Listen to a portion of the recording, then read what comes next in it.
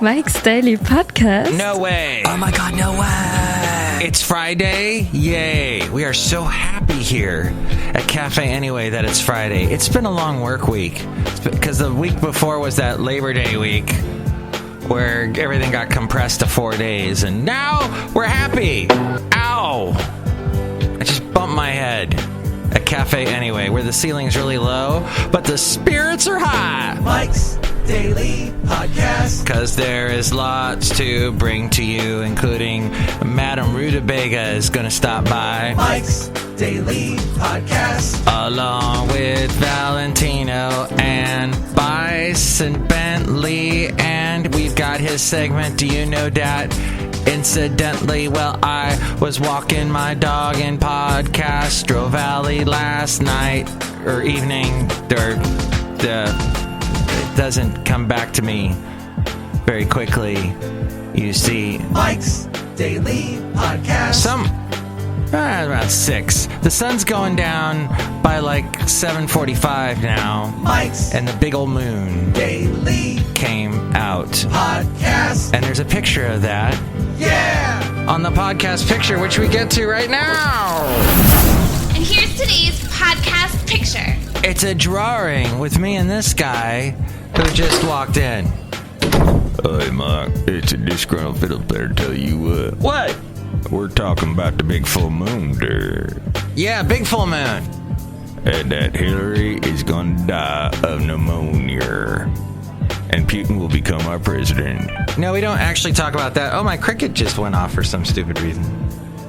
Oh, Cricket phones, they make that sound all the time, and you can never turn it off. It's wonderful. I've been through all the settings, and I can't turn it off. And it just upsets me so. It gets me all up in a We'll give a cell signal. in a cell signal fuss. You know what? This is getting silly, isn't it? I should get to the point.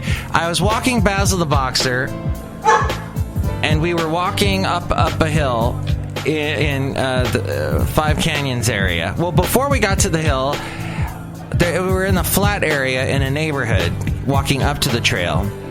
And I hear this couple behind me. They're probably around my age, a little bit older. And the guy is talking loud like this, and the woman's talking loud like that. Her voice is a little higher because she's more, I don't know, higher voiced. Look who just walked in. Hello, Michael Master, it's Madame Rootabega. I don't have a higher voice. No, you don't. You have a lower voice than mine. It's much lower. Wait a minute. Disgruntled fiddle player, can you explain what's going on? Yeah, Madame Rootabega came in, and she's talking to y'all. Oh, hi, Madame Rootabega. Michael Matthew, it's wonderful to be here. I hope you are not getting too confused by the full moon. Oh. No, I was confused. I was walking Basil the Boxer in Five Canyons yesterday, and we're coming up to this hill area. It's a very steep hill. And I start walking up the hill, and I realize, oh boy, I'm out of shape. And walking up the hill, I'm like, just wheezing, just trying to get the air in. In fact, even my dog is looking at me like, are we really doing this? And as I've gone up about halfway up the hill's kind of a long thing. Oh, look who else just walked in. And when you get to the top of it, you get a great view of the East Bay, and you can see the bay. You can even see a little bit of San Francisco, the peninsula, even though it's been so hazy lately. Looking out from the East Bay over to the peninsula, you can barely see what the heck is over there, which, is kind of good because there's a lot of stuck-up people over there. They look at us at the East Bay and go, the East Bay. Whoa, the East Bay. Oh, stay over there, East Bay, with your graffiti. Oh. So I'm walking up the hill. I'm wheezing. And those people are talking really loud behind me.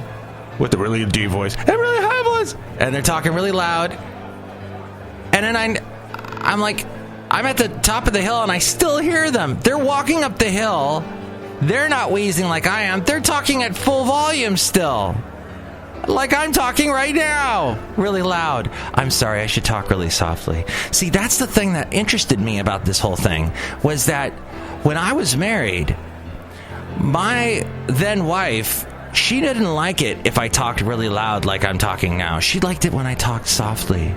She's like, you gotta talk so. And then she talked really softly, and then I'm going, what? Huh? I couldn't hear her because she was talking so softly. And also because she's 12 years younger than me, and because I am old. And my hearing is shot because I've been in radio for a long, long time. This year, I've been in radio for 30 years. Well, not all the time have I been in radio. I took about 5 years off, and then there was, of course, in the early days, I was still going to college for another 4 years, so I was doing it part-time, but it's been... The first time I interned at a radio station was 30 years ago. More accurate statement, probably. And then this is episode 1177. Yesterday, I called the show 7, even though it was 1176, because it's been 7 years since I moved back to the East Bay, or moved back to California and moved to the East Bay. I had never lived in the East Bay before. I had moved away from California, was living in Alabama for 2 years, which I heard somebody got in a car accident with a camel in Alabama. That story is making the weird news circuit. But today we don't have weird news. We have Do You Know Dat, where we will get to an interesting story about... Oh boy, how quickly it leaves my mind. Oh, yes, something, a very tragic thing that happened, and we've finally gotten some closure about a mysterious tragic accident that happened a while ago. First, though, what's going on today is the iPhone 7 goes on sale. Probably by the time you hear this, it's gone on sale. It goes on sale at 8 a.m. Pacific time, and that means where I am. So people have lined up for the stupid iPhone 7. They showed this one guy on the news named David Eaton, who was the first in line, I guess, at the store in San Francisco. And it just makes me laugh. Those people make me laugh. Because they're paying way too much for a stupid phone that's probably going to have all kinds of problems with it because it just came out. But people just, they worship Apple. They will go anywhere. They will go to the ends of the earth for that company. They are just... Oh, they've drank way too much of the Apple Kool-Aid. Apple Kool-Aid is disgusting. I've had it. It's horrible. Grape Kool-Aid's the best. The fruit punch, actually. Oh, yeah. Big old frickin' pitcher, Kool-Aid pitcher, busting through the wall. And that was a wall here at Cafe anyway, and it's so sad now that it's torn down. Yeah, so those loud people were still talking loud all the way up the hill. I couldn't believe that. Oh, yeah, look, so, yeah, these guys just walked in. Hello, Mike, it's Valentino, the parking attendant. And this is Bison Bentley. Do you know that? Mike, we both prefer Apple over the other smartphone products out there. Yeah, Apple's the best. Do you know that? Well, you guys should be waiting in line. Instead, you're going to be behind David Eaton, who's eating all the Apple propaganda. You know, back in the day, I did some modeling. This is the first time I completely forgot that I did some modeling. Back when I was a kid, I don't even know. I might have been like 13 or something. I did some modeling for our Baptist church school that I went to. Yes, I went to a Baptist church school. And one of the Sunday school teachers, I think he was a Sunday school teacher, he said to me, Mike, I'm taking some pictures for our Christian magazine. Would you like to be in it? And I said, sure. And he said, just take your shirt off. No, that didn't happen. But I did. He wanted a picture of me and this girl reading a book. That's all it was. And I remember I had to get permission from my mom, or I had to tell my mom. He said, make sure to let your parents know. So my mom was divorced. We had her move-in boyfriend living with us, Rod, in the 70s with their, what do you call them, flared jeans, bell-bottom jeans. Yeah, it was the 70s, man. Can you dig it?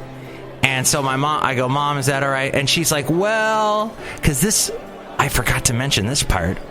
We were living in Van Nuys. So any sort of filming going on in Van Nuys was either the TV show Chips or porn. So she was a little bit, little bit concerned. So she said I guess she basically trusted me, and I went, and it was just a picture of me reading a book with a girl, which, by the way, the girl was someone that I was, I think, in summer class with, or summer camp. The church did this summer camp. They'd take us in the bus to the beach, because the valley is still about an hour from the beach, well, with traffic and everything. Even there was traffic even then. And she was cute. Oh my gosh, I had a crush on this girl. So when I found out I got to do pictures with her, I was so excited. But then it was just pictures of reading a book. And I remember she and I were both looking at this book together. That's what the picture was for. I don't know why. I don't know. Maybe it was like, kids read. Look, both genders read. And so we're reading together. And I remember, I think she kind of knew I had a crush on her.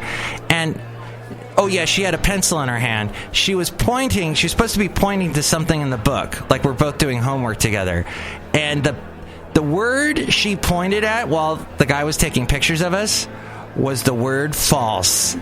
As if she was saying to me, Mike, it's not real. You and I are not a thing. You and I are not real. This isn't a real relationship.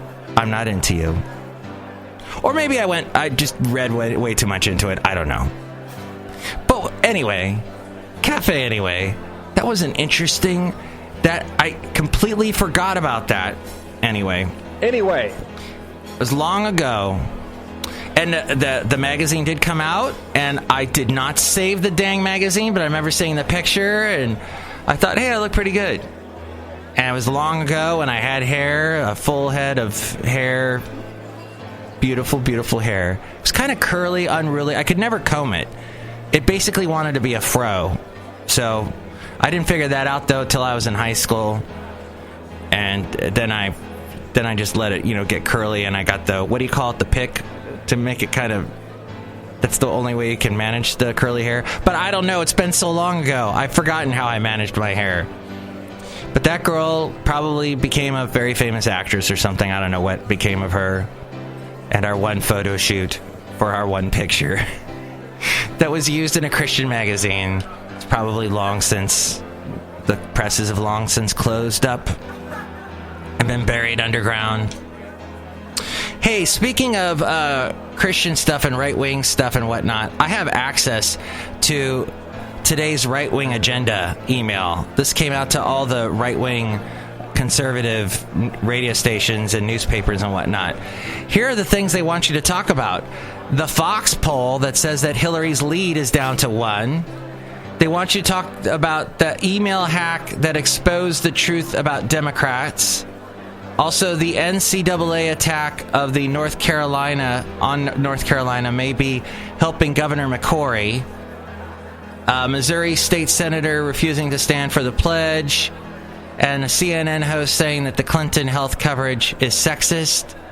The Black Lives Matter activists that changed their tune after a robbery. And a 22-year-old risking her life to save a neighbor child from a burning house. That's the right-wing agenda today. Oh my gosh, what is this part? Oh, and make sure to say this. Come November, the nation will go to the ballot box to decide if religious liberty, the first liberty enshrined in the Constitution, still matters. Remember that. On Friday, this week's schools that receive any federal aid must observe Constitution Day in order to commemorate the 39 patriots who signed the document in 1787. And other fascinating facts sent to you from the religious right. Interesting, isn't it? Hillary's down to 1. 1 point. 1 point between her and Donald Trump. Oh, no. She's going to lose. It's so obvious.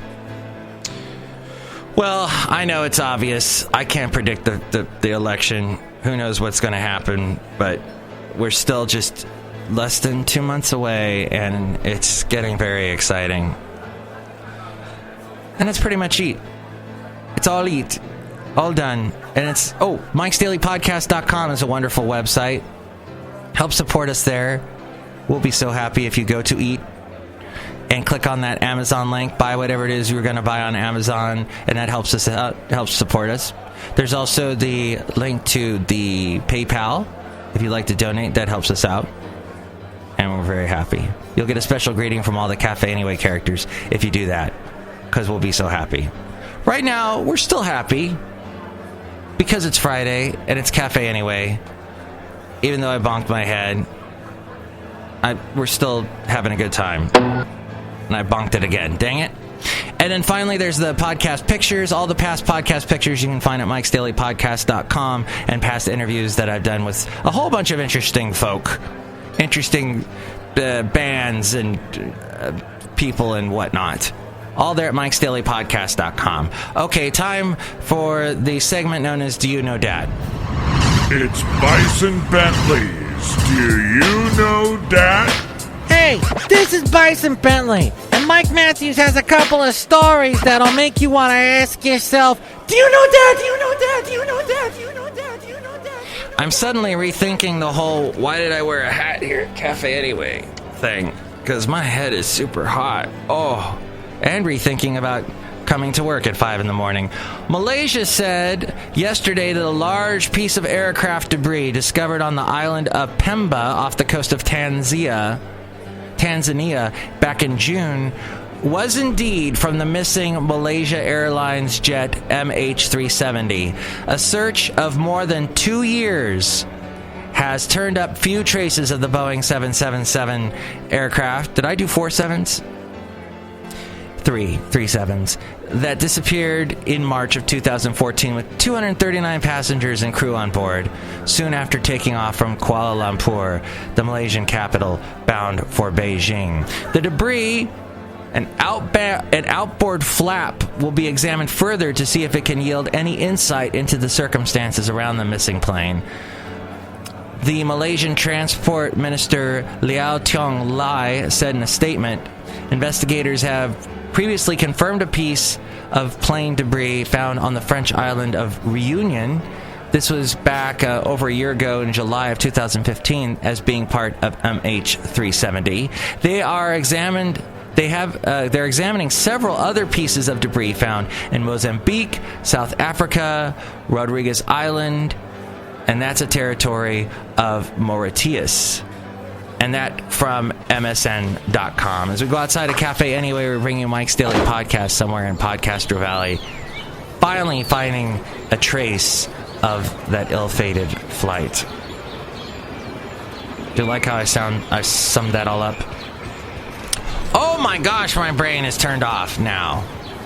Yes, you thought it was turned off earlier, but I need some people from 5 Canyons to yell at me, talk really loudly at me. So enjoy your iPhone 7, enjoy your right-wing agenda for today, if you found any of that email interesting. I think possibly any email hack will expose some sort of truth, but it's interesting it's been primarily only on the Democrats, and that it came from the Russians, and that Putin loves Trump.